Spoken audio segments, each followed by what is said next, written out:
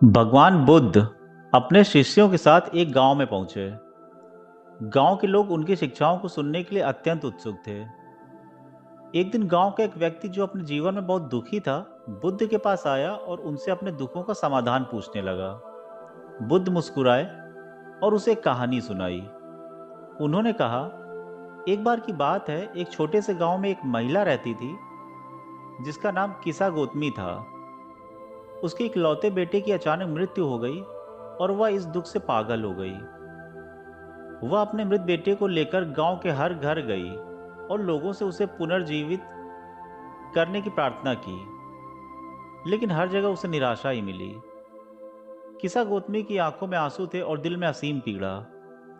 गांव के लोग उसे देखकर दुखी हो गए, लेकिन कोई उसकी मदद नहीं कर सका। किसी ने उसे बताया कि भगवान बुद्ध ही उसकी मदद कर सकते हैं। अपने बेटे की खातिर किसा गौतमी बुद्ध के पास गई। उसने बुद्ध से कहा, हे भगवान, कृपया मेरे बेटे को पुनर्जीवित करें। मैं उसके बिना नहीं जी सकती। बुद्ध ने उसे देखा और बहुत ही शांतिपूर्ण आवाज में कहा, मैं तुम्हारे बेटे को पुनर्जीवित कर सकता हूं, लेकिन पहले तुम्हें मुझे एक ऐसी चीज लाकर देनी होगी जो किसी ऐसे घर से हो जहां कभी कोई मृत्यु नहीं हुई हो। किसा गौतमी ने तुरंत मान लिया और पूरे गांव में एक ऐसे घर की खोज करने लगी जहां कभी कोई मृत्यु नहीं हुई हो। वह पहले घर गई और पूछा, क्या इस घर में कभी किसी की मृत्यु नहीं हुई? उस घर के लोगों ने दुख भरे स्वर में बताया कि उनके माता पिता की मृत्यु हो चुकी है। वह अगले घर गई, लेकिन वहां भी उसे वही जवाब मिला। हर घर में किसी न किसी की मृत्यु हो चुकी थी, कोई भाई, कोई बहन, कोई माता, कोई पिता।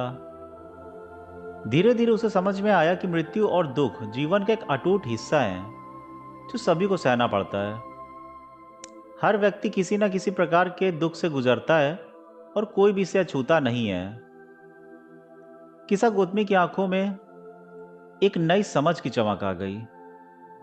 वह बुद्ध के पास वापस आई और बोली, हे भगवान, मैं समझ गई हूं कि मृत्यु और दुख हर जीवन का हिस्सा है।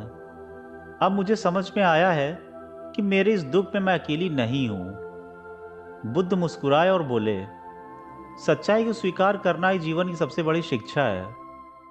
करुणा और सहनशीलता से ही हम अपने दुखों को कम कर सकते हैं। बुद्ध ने फिर आगे कहा, जीवन में दुख और पीड़ा हर किसी के हिस्से में आती है। हमें यह समझना होगा कि यह संसार का नियम है। जब हम इसे समझ लेते हैं तो हमारे भीतर करुणा और सहनशीलता उत्पन्न होती है। करुणा से हम दूसरों के दुखों को समझ सकते हैं और सहनशीलता से हम अपने दुखों को शांतिपूर्वक सहन कर सकते हैं। इस कहानी को सुनकर गांव का व्यक्ति भी अपने दुख को समझ गया। उसने अपने जीवन को नई दृष्टि से देखना शुरू किया। उसने सीखा कि दुख और पीड़ा जीवन का हिस्सा हैं और इन्हें स्वीकार करके ही हम शांति और संतोष पा सकते हैं।